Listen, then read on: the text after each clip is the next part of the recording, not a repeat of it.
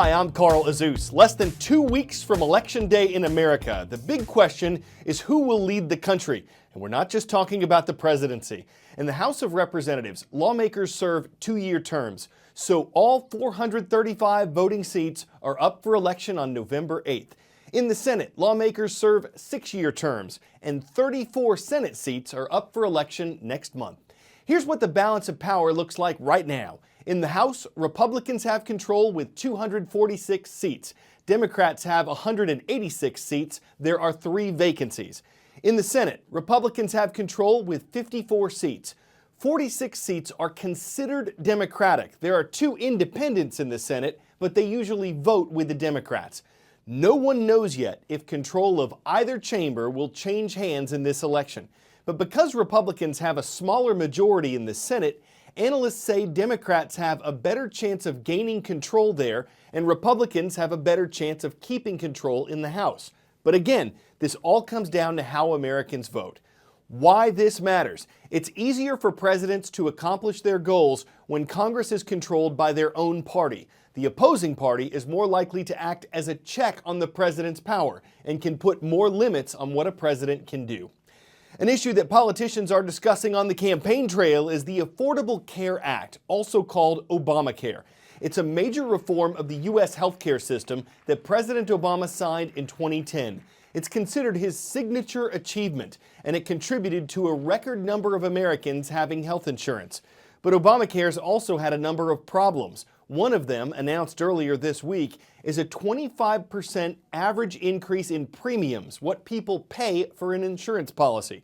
It applies to one major Obamacare plan, and it'll take effect next year. The government says most of those who are enrolled will receive subsidies, government money, to help out with the cost increases. But that'll make the program more expensive for the federal government. Another issue, fewer insurance companies plan to offer Obamacare next year. That'll leave people with fewer choices for insurance. Why is all this happening? One big reason is that the people who've signed up have more health problems than companies expected, making costs higher, and that not enough young, healthy people have enrolled in Obamacare to balance that out.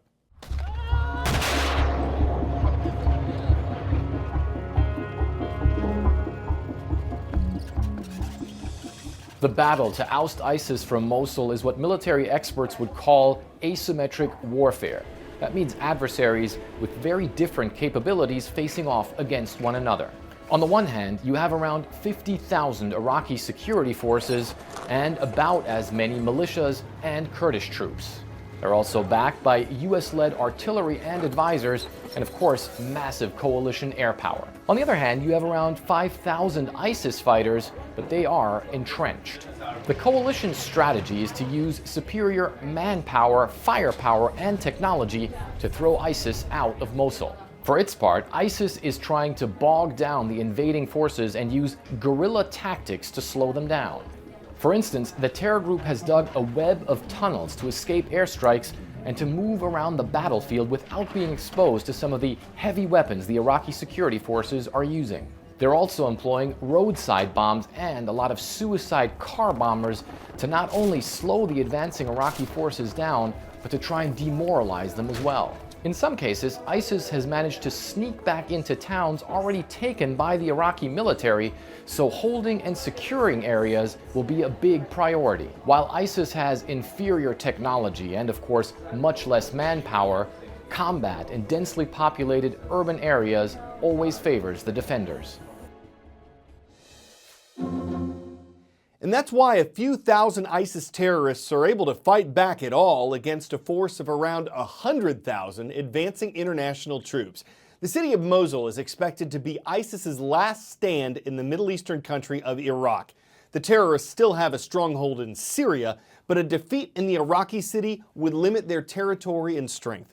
As it's retreated from the towns around Mosul, ISIS has used civilians as human shields. It's returned to liberated areas to kill residents in revenge, and it's doing all it can to leave disaster burning in the wake of its retreat. It could almost be waves rippling against a shoreline on another planet. Neon streams catching the light. But this hauntingly beautiful scenery is toxic. The yellow rock formations are raw sulfur, crumbling and melting under intense heat. It may look volcanic, but this is man-made. When ISIS withdrew from the sulfur factory, they placed explosives inside what was a massive mountain of sulfur, sending toxic, poisonous fumes into the air. Hundreds of people living in the area had to seek medical attention for trouble breathing, burning eyes, and choking. Hospitals ran out of oxygen. I have no idea how the vast majority of these workers out here are able to deal with the smell and the burning in one's eyes without having proper protection. Most people out here don't have gas masks on, but they are working tirelessly to try to bring this under control.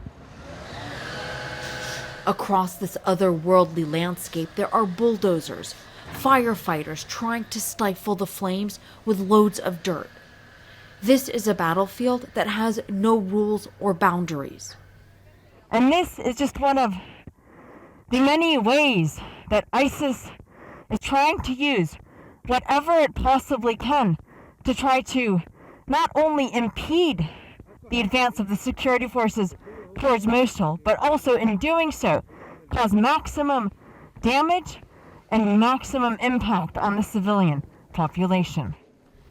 Now continuing our two-part series on video games. Yesterday we looked at some possible mental and physical downsides of gaming. Now for a possible upside. Can video games' ability to stimulate certain areas of your brain be harnessed to give us better performing brains?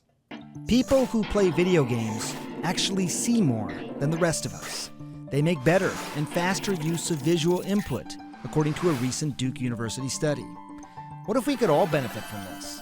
The goal is for doctors to one day prescribe video games like they would a medicine.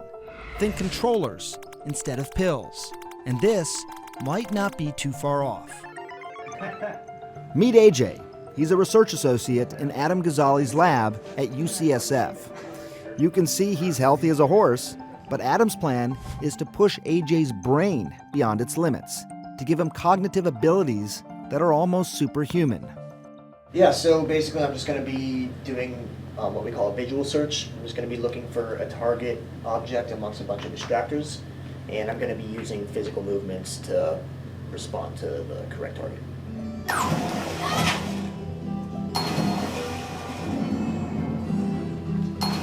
So this is AJ. He's playing this game, as you can see behind me. He's also all wired up. That's EEG monitoring. Take a look at the game on this screen, but I think more importantly is this over here. This is actually AJ's brain as he's playing the game. You see the brain, but you also see what's happening inside the brain as a result of that EEG monitoring. What makes the glass brain so revolutionary is not just the real-time 3D visualization with the lag time of just 0.2 of a second, but also something known as a feedback loop. That's the ability of the game to use the data streaming out of AJ to optimize the game engine itself. Too easy, the game gets harder. Too difficult, it lets up a bit. So back here, for example, is an area of the brain that's typically responsible for vision. Mm-hmm. So if someone's not, you're not seeing as much frequency or activity back there, the game may change in response to that? Exactly, and the rewards would change in response to that. And when they do bring on that activity at a high level, they get rewarded. Dog, meat balloons. Now pop them to pieces. This is the handiwork of Twinkie the Jack Russell Terrier. I can't decide if she really loves or really hates balloons, but she's really good at popping them. Twinkie took home the 2016 Guinness World Record for a dog popping 100 balloons in the shortest time, 39.8 seconds. And Twinkie's mother, Anastasia, actually holds a previous world record for popping balloons. So it's no balloony to say the family's just full of hot air. The animal herself may be a little balloony, maybe the balloons just rub her the wrong way, but when she embarks on her mission, she doesn't terrier, she has a blast. And as any balloon will tell you, her bite is worse than her bark. I'm Carl Azuz, and these puns have left me deflated.